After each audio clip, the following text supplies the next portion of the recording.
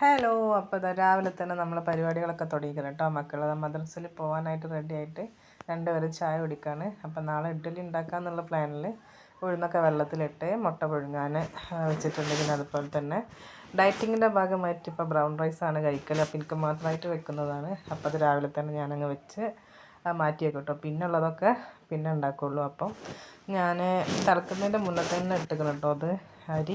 അതിന് ശേഷം ഞാൻ പൊടി കുഴച്ച് മീൻകറിയൊക്കെ ഉണ്ടെങ്കിൽ അതൊക്കെ ചൂടാക്കി കഴിഞ്ഞതിന് ശേഷം ചപ്പാത്തിയൊക്കെ പരത്തിയെടുത്ത് കഴിഞ്ഞതിന് ശേഷം കേട്ടോ ഞാനത് ചുടുള്ളൂ. അങ്ങനെ ഇതാ അരിയൊക്കെ തിളച്ച് അത് സിമ്മിലിട്ട് കൊടുത്ത് അത്യാവശ്യം വേവുള്ളതാണല്ലോ അരി. അത്യാവശ്യം നല്ല വേവുണ്ട് കേട്ടോ. റൈസ് കുക്കറിൽ ഇറക്കി വെക്കാൻ നല്ലതെന്ന് തോന്നിപ്പോയി വെച്ചപ്പം. പിന്നെ ഏതായാലും അങ്ങനെ വെച്ചത് കൊണ്ടിട്ട് അത് അങ്ങനെ തന്നെ മുഴുവനാക്കി. ഇനി വെക്കുമ്പോൾ എന്താ പറയുക, റൈസ് കുക്കറിൽ ഇറക്കി വെക്കാൻ നല്ലതെന്ന് തോന്നുന്നുണ്ട്. കാരണം എനിക്ക് മാത്രമായതുകൊണ്ട് ഇപ്പോൾ ഒരു 3-4 ദിവസത്തിനുള്ള ചോറ് ഇപ്പോൾ അതിലുണ്ട്. അങ്ങനെ നമ്മളെ ചപ്പാത്തിൻ്റെ പരിപാടിയൊക്കെ കഴിഞ്ഞു. ഏകദേശം ചുട്ട് തീരാനായി.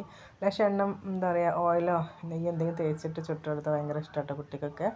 അപ്പോൾ ചപ്പാത്തിയൊക്കെ ചുട്ട് കഴിഞ്ഞിട്ടും നമ്മളെ ചോറ് ഇവിടെ വെന്തിട്ടൊന്നുമില്ല. അപ്പോൾ പിന്നെ കുറച്ച് നേരം കൂടി ഒന്ന് ഇളക്കി സിമ്മിൽ തന്നെ മൂടി വെച്ച് പിന്നെ കുറച്ച് കഴിഞ്ഞപ്പോൾ ഏകദേശം വെന്ത് കഴിഞ്ഞിട്ടോ. അങ്ങനെ ഇതാ ചപ്പാത്തി ചുട്ട് മാറ്റി വെച്ച് നമ്മൾ ചോറൊക്കെ ഊറ്റിയെടുത്തേ.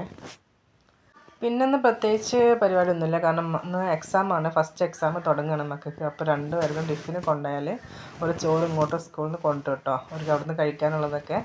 അങ്ങനെ ചായ പരിപാടിയൊക്കെ കഴിഞ്ഞ് ഇതാ കിച്ചണൊക്കെ ക്ലീനാക്കി മോനെ സ്കൂളിൽ പോയി. മോള് പോകാനുണ്ട്. അപ്പോൾ കാക്കി കൊടുക്കായതുകൊണ്ട് തന്നെ മോളവിടെ ഫോണും കണ്ടുകൊണ്ട് ഇരിക്കുകയാണ്. ഫോൺ അടുത്തേക്ക് വന്നിട്ട് പോലും ആളറിയുന്നില്ല. അങ്ങനെ തന്നെയല്ല മക്കളല്ലോ, ഫോൺ കണ്ടാൽ പിന്നെ അവർക്ക് നോക്കണ്ട. അങ്ങനെ ഇതാ ഞാൻ ജിമ്മൊക്കെ കഴിഞ്ഞ് വന്നതിന് ശേഷമാണ് മോനെ വന്നത്. 12:15 വിടുക. അപ്പോൾ ഇതാ ചോറ് ടിഫിനിലാക്കിയിട്ടാണ് കൊണ്ടുപോകുന്നത്. അടിപൊളി ചോറാട്ടോ. അപ്പോൾ പഴയ മരക്കൊണ്ടല്ലോ, അപ്പോൾ നല്ല ചോറും സാമ്പാറും പട്ടാണിയും പുളിങ്കറി എല്ലാം ഉണ്ട്. അപ്പോൾ എന്തായാലും അവൻ്റെ ചോറ് സെറ്റായിട്ടുണ്ട്. ഇനിയിപ്പോൾ ഇവിടെ രാത്രികളത്തേക്ക് കഴിക്കാനോ ഉച്ചയ്ക്ക് കഴിക്കാനൊക്കെ ഉണ്ടാക്കണം. അപ്പോൾ അതൊക്കെ ഞാൻ വന്നതിന് ശേഷമാണ് ഉണ്ടാക്കിയത്. അപ്പോൾ ഇന്നലെ ഉണ്ടാക്കിയ മുതിരപ്പേരൊക്കെ ബാക്കിയുണ്ട്, അതും ചൂടാക്കി. പിന്നെ മുരിങ്ങയിലപ്പേരൊക്കെ കൂട്ടി എല്ലാം വെച്ച് അടിപൊളിയായിട്ട് ചോറ് കഴിച്ചിട്ടോ. അപ്പോൾ ഇന്നത്തെ വിശേഷം എത്രയുള്ളപ്പോൾ പിന്നെ നാളെ കാണാം.